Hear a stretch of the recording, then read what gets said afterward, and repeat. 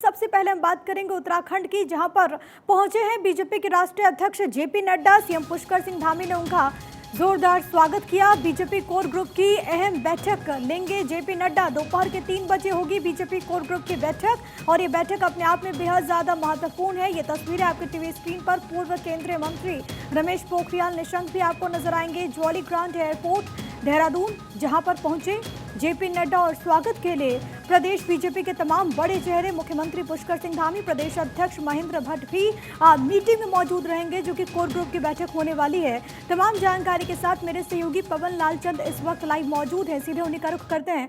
पवन लाल, 2024 और उससे पहले जेपी नड्डा का दौरा, जाहिर है कि इसको लेकर तमाम स्ट्रैटेजीज बनाई जाएंगी। फिलहाल आज के दिन को लेकर और क्या कुछ कार्यक्रम?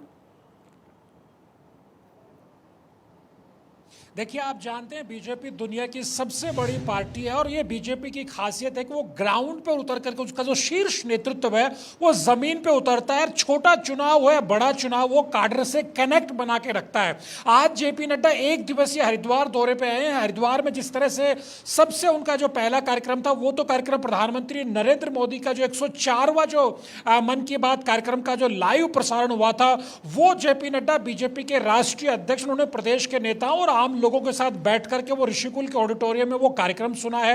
उसके अलावा देहरादून में देव संस्कृति, हरिद्वार में देव संस्कृति विश्वविद्यालय, ये शांति कुंज गायत्री परिवार का विश्वविद्यालय, वहां वसुधैव कुटुंबकम व्याख्यान माला है, उसमें वो चीफ गेस्ट के तौर पे व्याख्यान दे रहे हैं। उसके अलावा पॉलिटिकल लिहाज से सबसे महत्वपूर्ण बात यह कि 3 बजे के आसपास जेपी नड्डा उत्तराखंड के बीजेपी के नेताओं की जो कोर ग्रुप है उसके साथ बैठेंगे और उसमें वो फीडबैक लेंगे कि 2024 की तैयारी उत्तराखंड में कैसी है।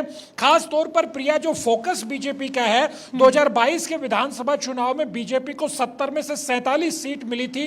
23 विधानसभा सीटों पर बीजेपी को शिकस्त खानी पड़ी थी। जिस जगह जेपी नड्डा आज मौजूद है उस जिले में, हरिद्वार में 11 विधानसभा सीट हैं और बीजेपी मात्र 3 विधानसभा सीटों पर जीत पाई थी। वो 8 विधानसभा सीट हार गई थी। यानी कि लोकसभा चुनाव से पहले तमाम जो कील काटे हैं वो बीजेपी का नेतृत्व दुरुस्त कर लेना चाह रहा है। उसके अलावा आप जानते हैं 5 सितंबर को बागेश्वर में विधानसभा का चुनाव है।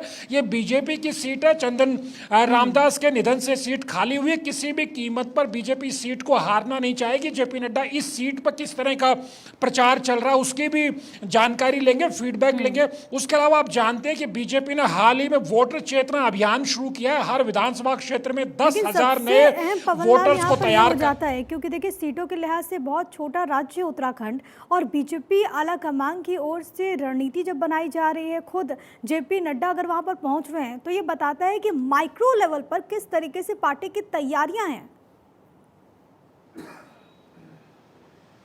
निश्चित तौर पर आपने बिल्कुल सही कहा, बीजेपी माइक्रो लेवल पर तैयारी करती है। सही आपने कहा कि उत्तराखंड पॉलिटिकल लिहाज से देखा जाए तो 5 लोकसभा सीट का राज्य है। बहुत बड़ा नंबर 5 लोकसभा सीट नहीं होती, लेकिन आप जानते हैं कि 2019 के लोकसभा चुनाव के बीच में प्रधानमंत्री नरेंद्र मोदी केदारनाथ में आए थे।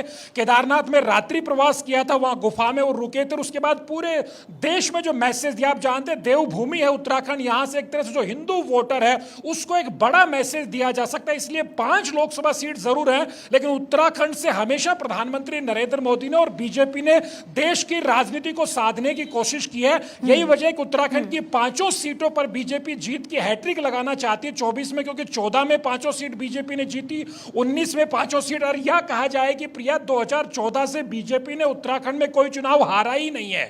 यह सबसे बड़ी बात है। तो 2022 में 23 विधानसभा सीट जहां बीजेपी हार गई थी, वो सांसदों को जिम्मा दिया गया कि उन सीटों पर लोकसभा चुनाव में प्लस में बीजेपी का फोकस है और इसको लेकर विशेष तौर पर यहाँ पर रणनीति भी बनाई जाएगी। आपका तमाम जानकारी हम तक पहुंचाने के लिए बहुत धन्यवाद।